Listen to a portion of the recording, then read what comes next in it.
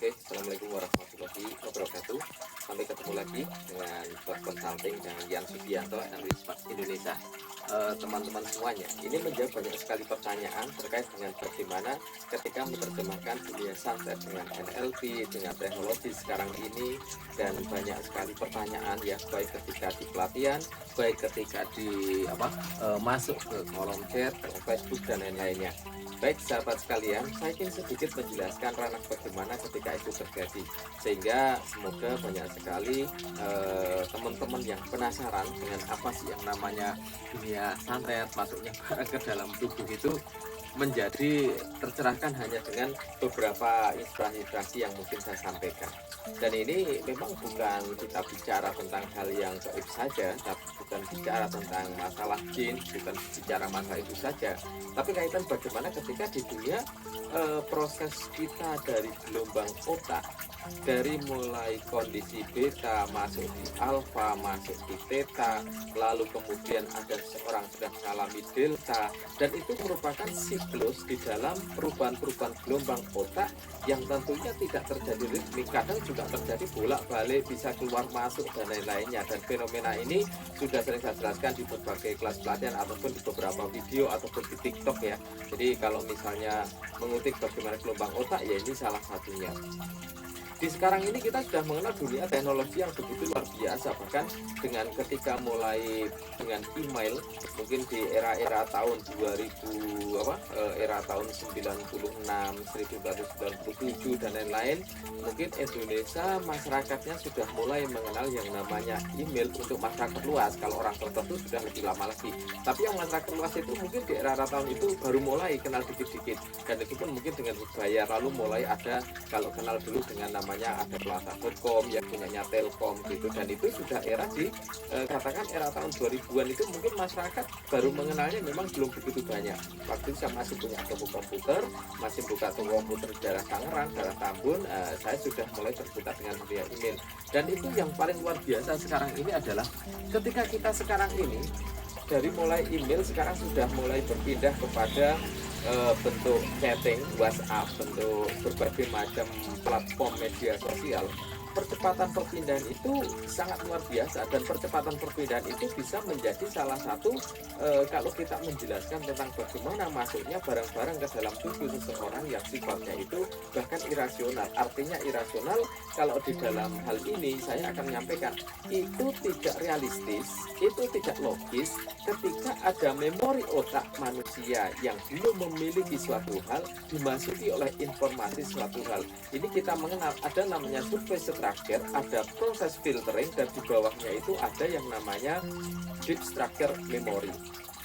Ketika seseorang itu mendapat informasi yang tidak sesuai dengan memori yang sudah ada sebelumnya di dalam deep structure memory, maka filter ini akan bekerja. Filter ini akan bekerja menjadi entah tidak percaya, entah itu ngeyel, entah itu tidak masuk akal dan lain-lain. Nah, proses inilah yang banyak terjadi pada diri kita, sehingga dengan konsep teknologi yang sudah sekarang ini kita nikmati, yang sekarang ini sudah ada langsung benar-benar kita rasakan, itu menjadi salah satu kemudahan untuk menjelaskan bakal hal-hal yang tidak rasional, hal-hal yang tidak logis pada masa-masa yang sebelumnya. Kenapa? Karena teknologi sudah bisa menjadi sebuah gambaran yang itu juga berlaku untuk hal-hal yang lainnya.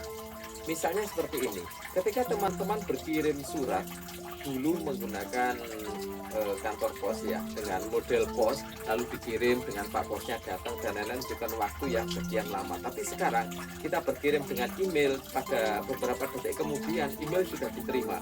Dengan bentuk chatting dengan platform media sosial yang ada sekarang ini, baik itu chatting, kirim apapun, itu sudah dalam waktu yang hampir bersamaan sudah bisa diterima, tergantung sekali dengan sinyal, dengan bandwidth, dengan data yang ada. Misalnya kita ini sekarang berkirim sebuah email, kita pakai yang masa agak lama, berkirim sebuah email pada masa sekarang kita kirim. Misalnya saya punya sebuah foto saya kirim, teman saya ada di Florida di USA, foto saya kirim ke Florida sana, lalu di Florida foto itu di-download lalu dicetak.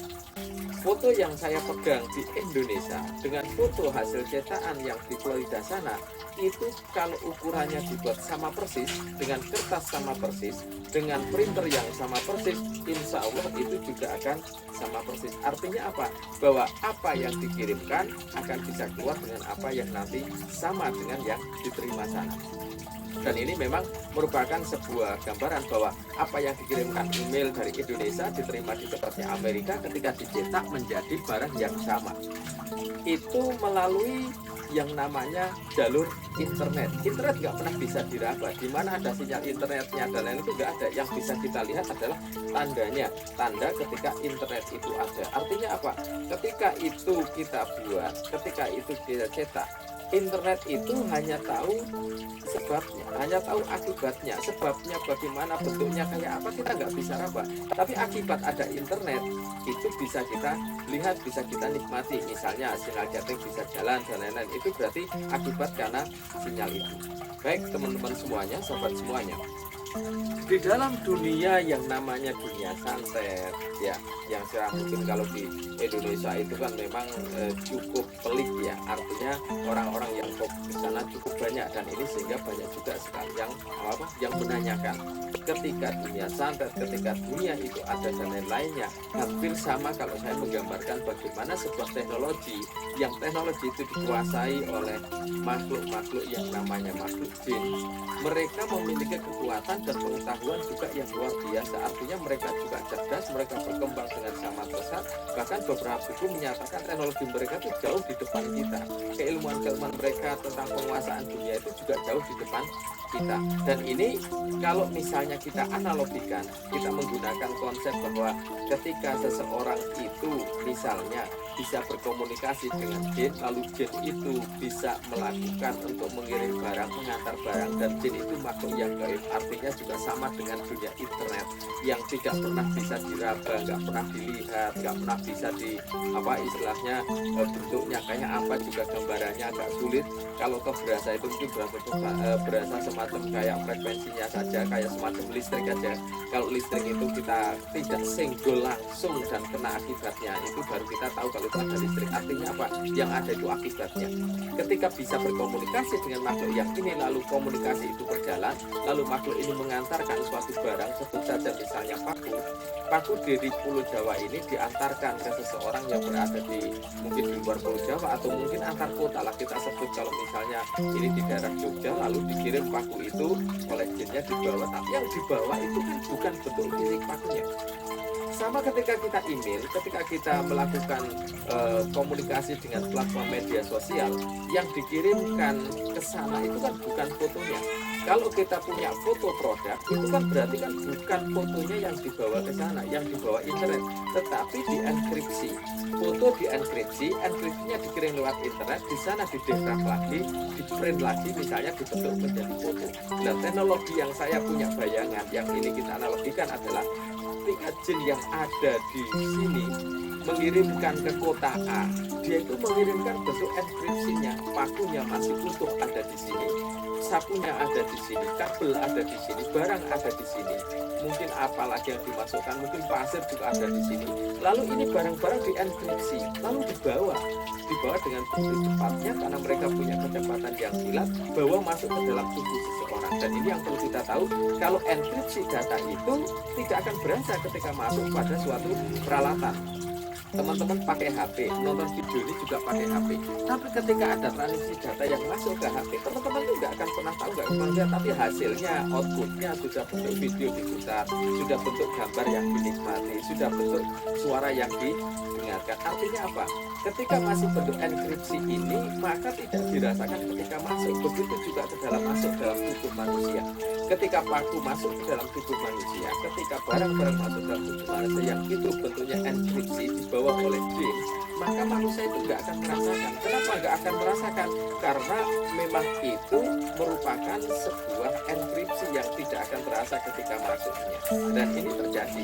Begitu di dalam itu dilakukan print out dan lain-lain, bagaimana nggak berasa? Baik, teman-teman yang sudah pernah mengikuti mungkin pelatihan atau mungkin pernah merasakan tentang hipnoterapi, lalu dilakukan proses hipnosis, lalu ketika seseorang itu misalnya dilakukan proses pemindahan rasa dari mulai harusnya kerasa sakit, kerasa yang berbeda.